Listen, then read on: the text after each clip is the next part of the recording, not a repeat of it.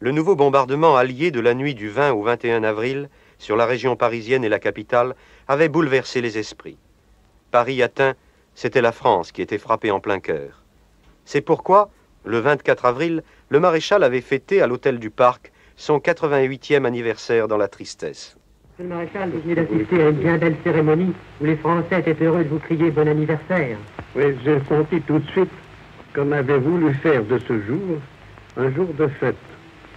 Eh bien, je reconnais que je n'étais pas prédisposé à me réjouir. Il y a eu tellement de massacres causés par les avions.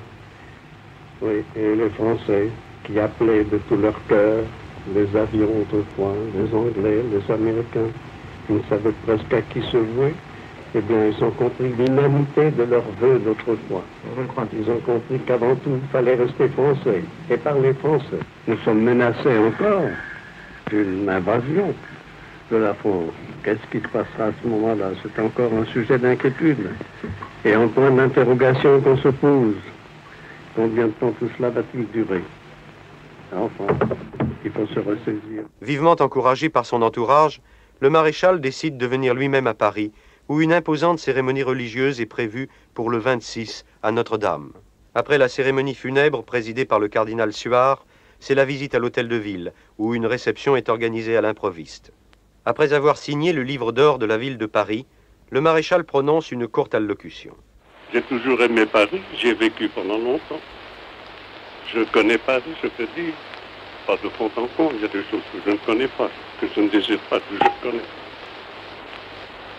Mais soyez tranquille, je pense à vous, je pense à Paris, je pense à tout ce que Paris renferme, toutes les élites qui sont centralisées à Paris et qui représentent véritablement, à tout point de vue, matériellement même le cœur de la France.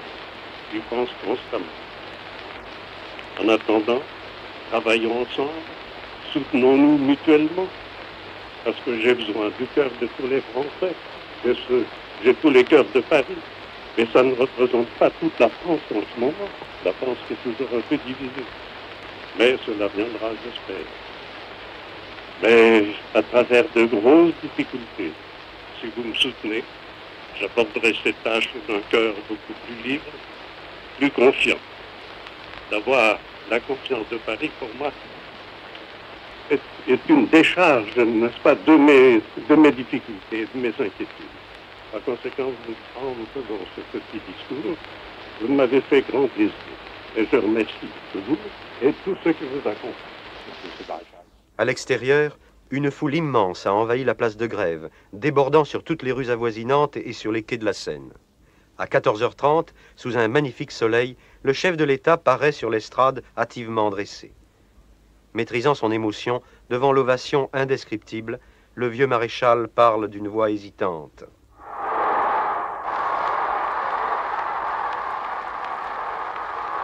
C'est impossible.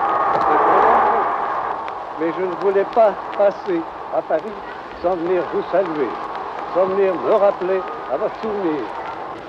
Du reste, une circonstance malheureuse m'y a amené.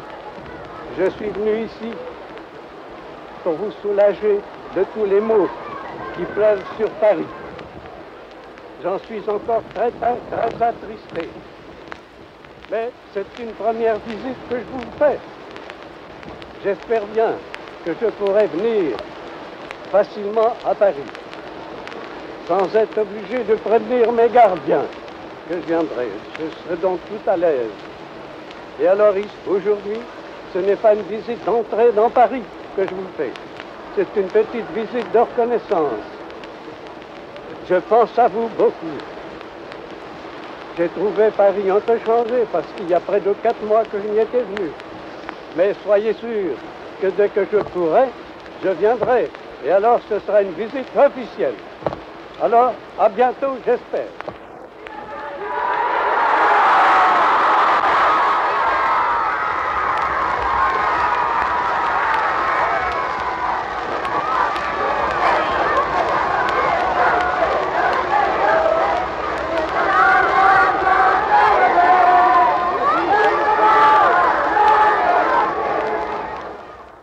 Rentré à Vichy, le maréchal devait remercier la population parisienne pour cet accueil si enthousiaste.